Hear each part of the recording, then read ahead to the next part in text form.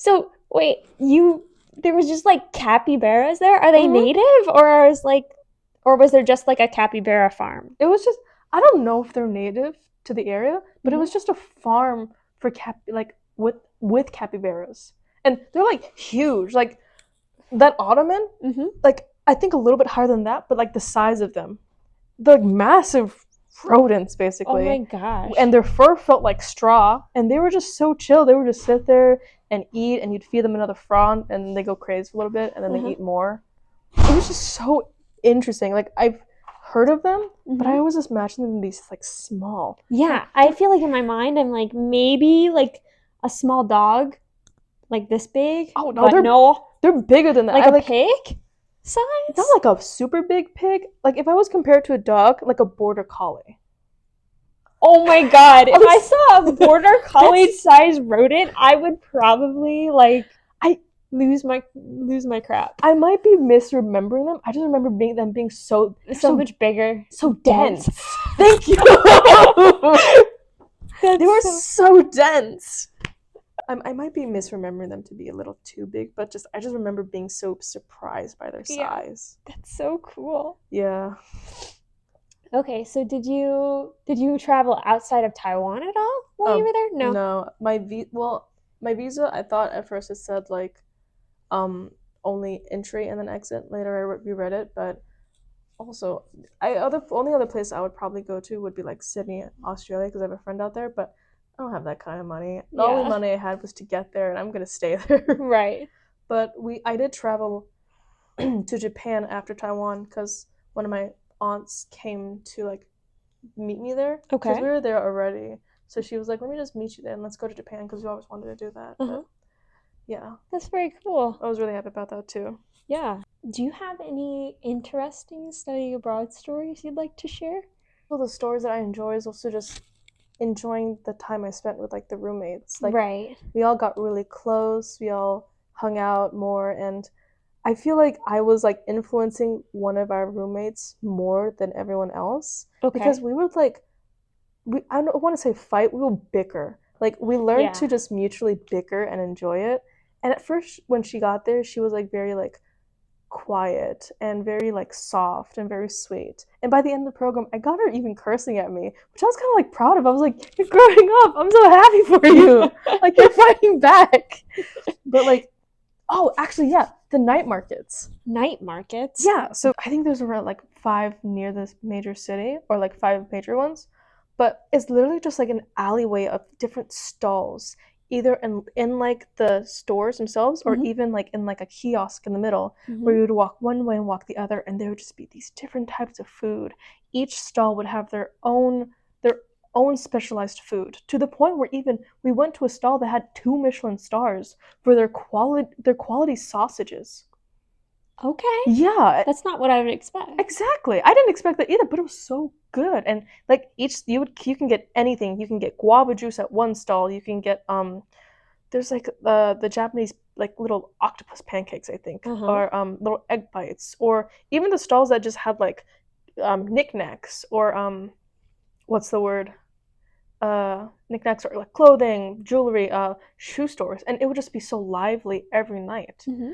And we would just go there to go like eat food. Right. Like we would go grab like the Korean corn dogs, Yeah. or there was this one place that had like a Taiwanese cuisine where it's like ice cream, and then on top of like a thin little, it's not like a tortilla, it's like a, it reminds me of a tortilla, but the Taiwanese, very thin, and then they put peanuts on top of it, and they would wrap it up, and then you kind of like eat it like that. Okay. But like one of my favorite stalls I would love to go to is like the shooting stall, where they had like the air assault rifle with like the little white bullets, Uh-huh. and then you would just shoot the balloons. And if you got all 15 balloons in one go, then you would get 1 point, and then each point you would get like a better prize. Uh-huh. And one time, oh, I missed this. This was so funny. One time I was shooting and I was doing really well because I just love these games. I don't know, it's the Uh-huh. American in me. And I'm going down the row of balloons, and this is the best I'm doing. And each balloon I'm going down, like I'm going, I'm like bam, bam, bam, bam, and a crowd is forming behind me. And each balloon that pops, they go whoa, whoa, whoa, and they get bigger and bigger and bigger until on the 14th balloon I miss, and the entire crowd goes oh. And I was like, thanks, guys. And then I got the final balloon, but they weren't as happy about it. But Yeah. it was Oh, just funny how people will just kind of like watch you and just enjoy like yeah. the night That markets. sounds like such a like communal experience, I feel Yeah. like. That is really cool. And so are those like every night? Like what Yeah. time? Really? Yeah. Wow. Because like that's like people's occupations. That's their job. That's how Uh-huh. they would make money. They would make the food in the food stalls, and they would just churn out all these snacks, and then they would even make your meat fresh. Like you would walk up to them and be like, I want like 15 or like I want 5 beef sticks, and they'd be like, okay, come back in 50 minutes. Char them up. You come back, take your meat sticks, and you eat it and go on your way. Huh. I mean, I feel like that really contributes to that culture you were talking about of like the eating out a lot. Like Exactly. if that was a thing that was just always there, Mm-hmm. that makes a lot of sense. Also, well, I was also Go wanting to for say it. another thing, like the temples too. The temples. Yeah. So the religion there is very interesting. Where Uh-huh. I don't know, I can't remember if it's a religion or practice, but there's this thing where you would throw down these crescents, and Okay. throw down 2 of them, and depending on how they landed, it would either mean that your wish is favored upon or it's not meant for you, or Mm-hmm. like vice versa. So you would take these 2 little crescents, you would throw them down, and maybe you'd be like, well, I get the love of my life this year. And they would come up and be like, yes, you'll find them, or maybe not. So it would be like a way to consult like a Like higher. the Exactly. God. Yeah. Exactly. And we went to multiple temples where each one had their own like purpose and um like their own purpose of what you're trying to like pray for. And even went to like this love temple one time. Mm-hmm. And it was just a really peaceful place to be at too, because everyone was there for a purpose to like think about what they want, and also just buying incense and lighting them up, and then just like throwing the sticks to get their fate. Mm-hmm. That was the other thing that was really cool. That sounds really neat Yeah. and unique. Where are those temples located? Like, are they just around the city? Are they in like, I guess in my mind, it's probably stereotyping, but I'm kind of imagining like I've seen temples in like Thailand and stuff, Mm-hmm. and they're kind of like not exorbitant, like they're Like I know what you mean. yeah, Like they're very like they're not flared, but a lot of decoration, a lot of right. love was put into the Yes. So creation of what it. was it? What were the temples like in Taipei and Um, Taiwan? it depends on the temple too, because also just whoever is like maintaining them. Mm-hmm. But like there was one like in the middle of the night market, I remember, Mm-hmm. or like on the end of it. Um, and then the love temple one was like up on this hill that we had to like bike up towards in like a route a little outside of Taipei. Mm-hmm. So it could be literally anywhere and everywhere, but of course it always depended on who was taking care of the temple. If there was like passed down in the family, if there was like if it was just like maintained, because Right. these things lasted like for so long, and it always stays in the family Mm-hmm. usually. The way you're kind of describing them, they sound like fairly small places. Can you like describe it a little bit more? Like, Yeah. what does it look like? Like, um, no, I mean, generally, like, are they Yeah. big buildings? Are they little, But like, yeah. I would say like I've seen some on average the size of Memorial Hall. Oh my goodness. Yeah. Okay, so, They're not like big temples. They're like a uh, place that you can go pray and put your thoughts out. right. Always depends too, because I did find one that was a little bit longer with a lot more decorations up top. Or I think the Love Temple was like, I want to say twice the size of Riston. Oh wow. Yeah. But it's also like a lot of outdoor space too, because it's very open. Mm-hmm. So, can you tell me a little bit what it's like to live in? I mean, Taipei's a fairly large city compared to like Appleton. Oh yeah. And I don't know where you came from, I guess, in the US, but Mm-hmm. like for me, yeah, that's like that would be so huge. Anyway, so can you tell me a little bit about like, yeah, what's a day in Taipei look like? How do you get around? Mm. Stuff like that. So okay, I'm from DC originally, Okay. so like city to city, I was very comfortable with it. Uh-huh. I really love cities. Uh-huh. So like, I'll just like I'll describe my typical school day. Okay. So I had class in the morning, so I had class from like I want to say, I think 11 to 2. or no, 11 to 3 actually. Yeah, it was like, no, wait, hold on. I'm trying to remember. No, it was, I had 6 hours a day of classes. So I would get up and my friend showed me this little stall that was like near the school. So I would get up, I would get change, and then I would leave the apartment building, and then I would walk to the subway, which is right outside. Mm-hmm. And then the subway, I was on the brown line. So I would get down, I would go down to the subway, I would make it to the subway car. And in the subway, there's also like paths. There's designated spots for you to stand, so to keep like the organization. Yeah. So you stand in a little white line to whatever car you wanted, and then you would get in, and then you would either find your seat or you would stand there and then go to the next place, and then you would transfer. At the transfer station is really cool because it's like the big central one. So they even had like stalls of restaurants inside. They had a Krispy Kreme. I love that place. But you would just have to like navigate through the crowds because there's also like escalators kind of like winding in between different places, and you would be like immersed in the most of it. And then you would transfer, and then you get off, and then I walked to the classroom, and I would be there for like 6 hours. There was like a little stand near there where I could get like a breakfast bun. A mantou is like a basically like a just a bread bun. Okay. They would cut it in half, put a little like slab of pork, and then they would put little sauce, and you just eat that for breakfast for about like 50 American cents. Oh my goodness. Yeah, wow. It was so cheap. I love that.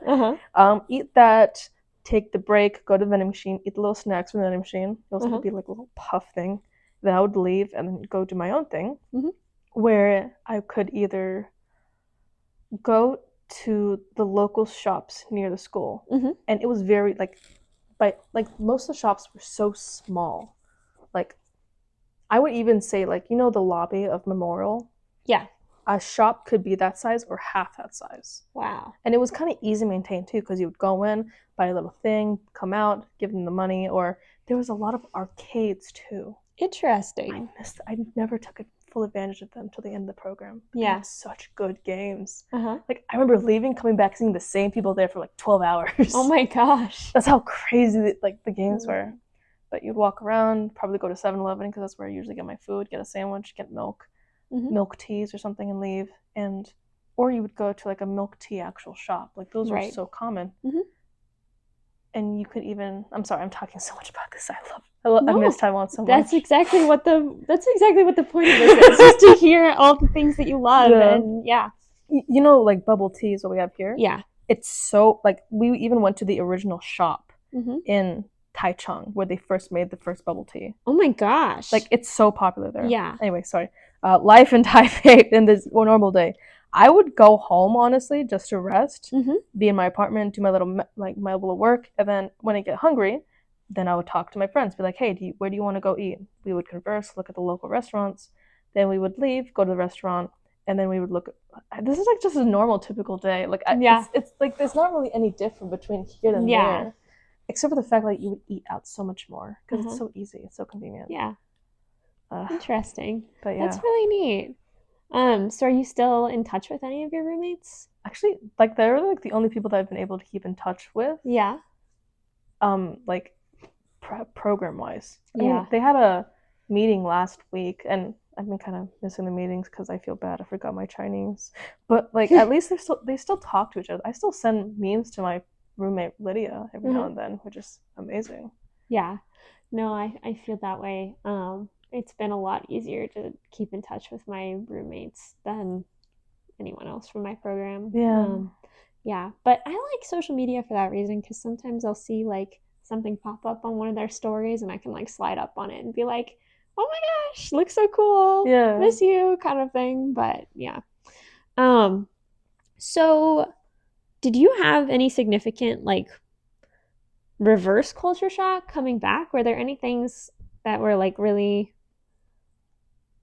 big? I know the last person I had on, he was like, oh my gosh, the reverse culture shock was worse than the...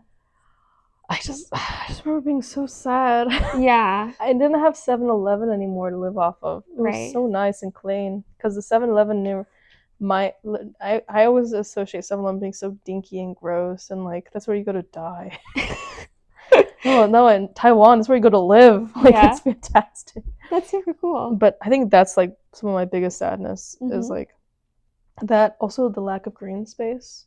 Like it's very like nature I was conscious. about to just ask about the green space because I am big into parks and nature in cities, and so I was hoping you would tell me a little bit Oh, about that. so it was so pretty. The other thing too is like if you did find a garden, it was very much like um well manicured. That's Uh what I huh. want to say. And I noticed a lot of like Japanese influence and like maybe some architecture, some like with the convenience stores. It feels very Japanese. Uh When I huh. went to Japan, I saw that connection, but I it was pretty good. You would always find like a tree on a block, or there'd be like a park nearby, even if it was small, Hmm. or you would see I saw a lot of plant stores too. Oh, Yeah, interesting. like just and like the same size, like how it was very small, but just Hmm. packed full of plants. Not something I'm used to seeing That in like a sounds so city. nice. Yeah. But the other thing too is like because it's a city, it's so densely packed. Hmm. Like I had three 7-Elevens I could pick from.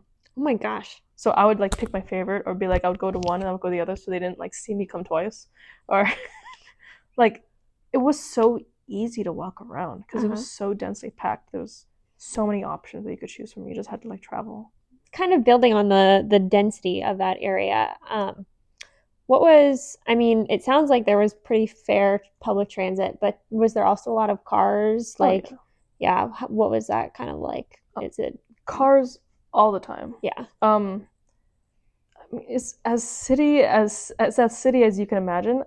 I don't think the traffic was that bad from Uh-huh. like a walking standpoint, Mm-hmm. but you also didn't need a car to travel. The other thing too is like it was very flat. Okay. It's a very walkable city. Like one day I don't know if I lost my mind that day, where I was like, oh, it's like the first week I'm gonna see what Taipei looks like. I walked from my school all the way to my apartment, Mm-hmm. which was like at least like an hour walk, Mm-hmm. but it was so easy because it was just straight arrow. Huh. And I felt so safe too. That's the other thing. I feel so safe just to leave in the middle of like at 2 a.m. Go to 7-Eleven, grab a beer, come back. Yeah. Yeah. That's nice. Yeah. I've actually heard from most people, um, it's actually pretty common for people to be worried about safety when they study abroad. Mm-hmm. And I'm like, I don't think I've talked to a single person so far that said that they felt more unsafe studying abroad than being here or in the States at least, you I don't consider Taiwanese culture to be also very confrontational like know. that. Okay. Like, I felt safe enough to walk in the streets at night, even if I was alone, Mm-hmm. because I was like, no one's. I doubt anyone's gonna bother me, especially if you stay in the well lit areas, Right. because people usually don't, especially like because I don't look Taiwanese, Right. obviously, so it's like likelihood of someone talking to me is really low. And even then, I would go and like run along the water Mm-hmm. at night because it was like a great time to do when it was like no sunlight, no heat, and I felt fine, Yeah. especially since other people were running too. Wow, Yeah. that's really neat. So, what is the, I mean, granted, I'm sure your perspective is a little bit skewed because people could tell that you clearly weren't Taiwanese, but what is the kind of, what are the people like? Are they chat on the metro kind of folks, or is it just a very do your own thing sort of? People were so nice. Yeah. Like people were very helpful. Uh-huh. I never got a sense like I was annoying someone, or like because That's they would awesome. try to help me. Yeah. But like chatting on the metro, not really. Mm-hmm. It really depends upon the person. I feel like as a whole, it's very much like a do your own thing. If you need help, I'm here. But unless it was like their job, of course, like if they're Right. like a store clerk or something. But a few times, if people did walk up to me, it was more so like, "Where are you from? Hi, like, um, I heard you speak English with your friends. That's really cool." Like, Mm-hmm. it's usually like the very bold, ballsy people, I would say. Yeah. But that also goes from person to person. But Right, of course. I never had a bad vibe from someone. It's a very sweet culture. I would consider it. Did CET ever like provide or have sorts of like ways for you to interact with the local culture, like even just Taipei based? Oh, trips, things like that. Can you oh talk a yeah. little bit about those kinds of things if you can remember? Oh, I can definitely talk a lot about that. I Okay. would say CT did a really good job on facilitating Yeah.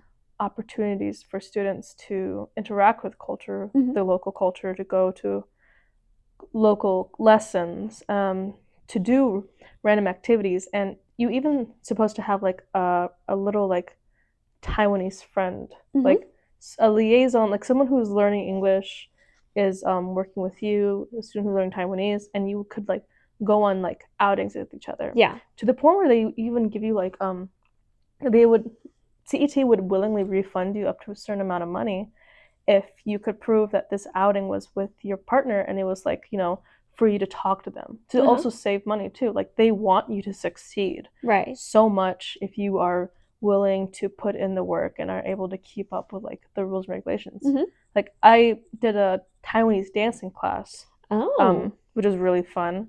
We used like fans and stuff. We had a whole Uh-huh. routine. It was so cute. And I also did the pineapple cakes by any chance? They're I don't. I don't want to say they're chalky. They're not like fluffy. Like in the sense Uh-huh. like it's like a dense brick with like pineapple inside, but it's so good. Okay. I can imagine. Kind of like a butter cookie, but like soft. Okay.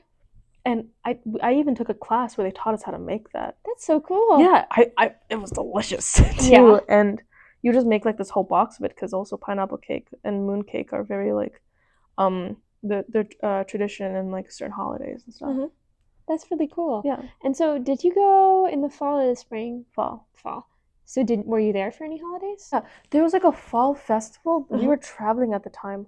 I have a video I can show you that too, where they had a someone in like a big massive. It wasn't a costume. It was like a totem, Mm-hmm. like a big totem, huge totem, and they would just dance in circles and had two other people with them. And I don't know what the story was, but we just stumbled upon it and we were just Uh-huh. watching it for like an hour, Yeah. seeing how it turns out. Yeah. It's really cool. I think those are sometimes the best when you kind of just stumble upon something that you don't necessarily understand, but you get to experience that moment. Mm-hmm. And I think seeing how other people who do know what it kind of is about, how they experience the moment is also really like interesting Yeah. and valuable. I guess, do you have any memories of um, things that you did with your either study abroad group or stuff like that on trips, anything like that that stands out? I mean, I guess because most of the trips were fueled by our friend who's a massive foodie going to Okay, find like that's food sick. stuff. It was so good. She found the sausage cart Uh huh. that I mentioned earlier, which was delicious. But I think we traveled like about an hour or two outside of Taipei to go to this little town. And they also had like a little festival there. So we were looking at like their local stuff. Mm-hmm. And two of us actually got like a frog hat with like little eyes on it. Uh huh. And then we went out and got like we went to the specific shop that had like shaved ice, Mm-hmm. and where they had like a bunch of different sauces they would pour on it, and you would just like eat that with like nuts and berries at the bottom of it. Okay. And I mean, as mundane as it is, those kind of memories, I just was really happy to have like a troop of people who had the same desire as me to travel, to Absolutely. explore, to try new things that I guess I'm so used to people like discouraging me from, Mm-hmm. and just like being able to bond in this understanding that we're all just in this together to explore the unknown. Mm-hmm. So I just have a lot of memories of just being around them and like taking the time to breathe and be like, man, this is a really great time and I'm really happy I'm here. Yeah. So I can't really pinpoint an No, that's exact perfectly memory. fine. But I love the sentiment you have there. And I totally agree. When I think back to my time studying abroad, I'm also like, I did get to go a lot of places and see a lot of cool things. But if I think about, what my favorite memories were, they were probably sitting on my bed with my roommate watching movies and just like the connections that you make with people, not necessarily like I feel like a lot of people, especially those in European programs, are like really excited to go and jet set to like every place and see everything. And it's like that's not always the most, yeah, when you reflect on it, I'm not sure you're actually going to think about all the different places you went, but rather the people you met. Yeah, that's really true. So, yeah. Can you kind of outline the differences in some of the program things between the two that you did? Yeah. Well, so the co-college program, even though you did a lot of like travel in the sense of like your nature, your Mm-hmm. canoeing, it was more educational. So Mm-hmm. I learned a lot more, despite the fact that I had to do like, I mean, I did homework in the other one too, but it was more like science analytical, learning how to take a sample and like a live sample in a forest, going out and going to these different like sites of the forest to see different types of growth Mm-hmm. post like burns, which was the point of the program, to see Mm-hmm. how the boreal forest rejuvenated itself. Mm-hmm. I mean, the other thing too is like, even though the people that were at that program had this shared desire to be there for the class, Mm-hmm. the quality of the friendship that came out of it was so different Absolutely. in a way where it's like people, I mean, the intention of being there was more so like, I think for some people it's just like a credit. Uh-huh. Like you're just there to kind of like be like, oh, this is kind of fun, but like the credit's there. And I mainly remember it because of the people, except for the cook. I tried to spend more time. I tried to volunteer in the kitchen because I really liked her, Mm-hmm. and she was very sweet, and she was like the best person there. But we didn't go canoeing together, which sucked. Yeah. But yeah. And I mean, other than that, it was just also more solitary. Mm-hmm. Like you're in one place in the woods, and in your free time you can either go and swim in the lake and just be by yourself in the lake, or you can, or sometimes I would just go on top of this big rock and call my family and just sit there and think. Mm-hmm. That is something, I think that's like the biggest difference, is like you have a lot more opportunities to be alone, to really reflect, to be stuck with yourself for a Mm-hmm. second. Right. Versus like in study abroad, it's not like you don't get that opportunity, but you're also so, you're in a place where I felt like I could never truly relax unless I developed a Absolutely. new sense of self. Right. So I had to like take the time to reflect and be like, and think about the fact that I guess in a way I do belong here. Mm-hmm. Like when you're in the forest, there's no reason why you feel like you don't belong there. You're just there. Yeah. Versus in like another culture where you're just like thinking, man, I feel like I feel like, Outsider. yeah, an outsider, an alien. Mm-hmm. And it's so hard to keep up sometimes, but that's also the fun of it too. Right. Like you feel like a whole new explorer, or like Lewis and Clarking your way through another country, Right. and that's like the joys of it. If it's in a new language, because you're like literally developing a new sense of self in Right. a different way. Yeah. It's like a new sense of self in terms of other people now that Uh-huh. are defined by a whole other set of things, versus the new sense of self in the forest where you actually have to be like yourself in a way Right. that's not influenced by the people around you. So, do you feel like the quality of the relationships that are built between those two different experiences, right? Do you think that those were in part to the amount of like outsiderness you felt in the two different experiences? Like, for me, it seemed like I kind of bonded. I don't want to say trauma bonded because that makes it sound bad, but it's kind of like that. Yeah. You get close to these people because you feel like there's no one else that I necessarily, they're in the same boat as me, Yeah. where maybe in a domestic program there's a little bit less of that, because you're all still in the States, you all still speak the same language, and it doesn't seem like so much like I'm just being tossed into this. Yeah. Yeah, I don't know.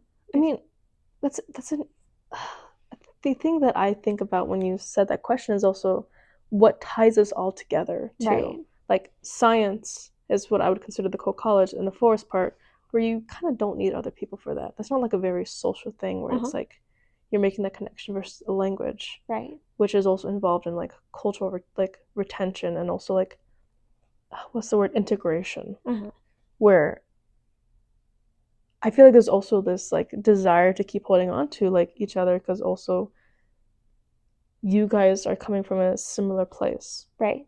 like in Cole College, everyone came from their own thing. Everyone was a different major. Mhm. Everyone was like a different part of the country. But when you're in another culture and you are with other Americans, even though you're from different parts of the city, you're like You're all grouped. Americans. You're grouped Exactly. together. That's Yeah. like the closest thing you have to a family out there. Mm-hmm.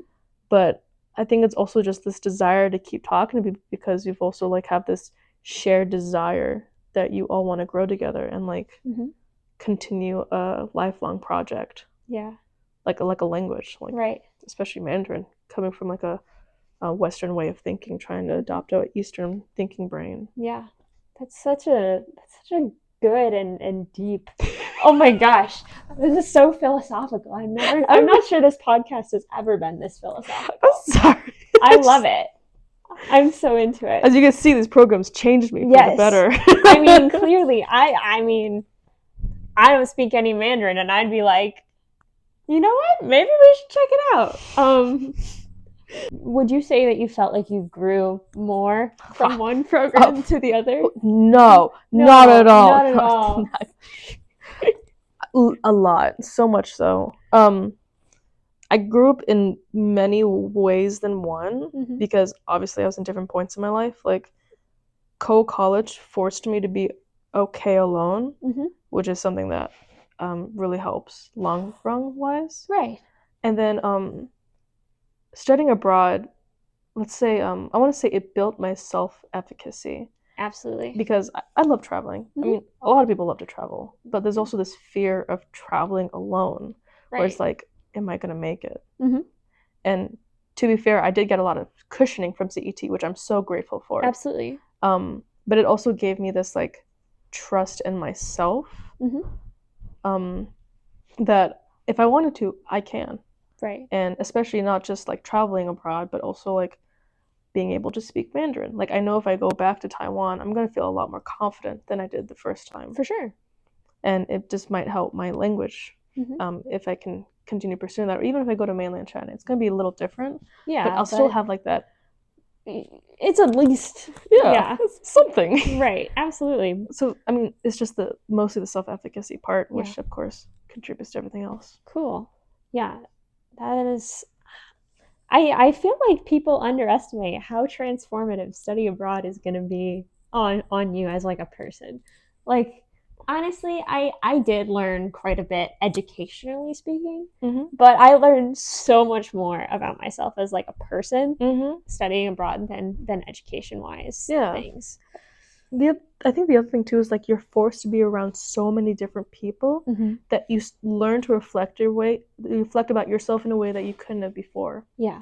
Like I never realized how different things are in like the very subtle ways of like how you stand, how you speak, how you act, and then like seeing that in many different cultures compared to my own, I'm like, oh, interesting. And like at this point, I've just like been picking off little things every time I go somewhere. Like a habit I can't kick is like taking my shoes off when I go inside a household. And even people say, oh, it's okay. I'm like, I can't even do it. Like I have to take the shoes off.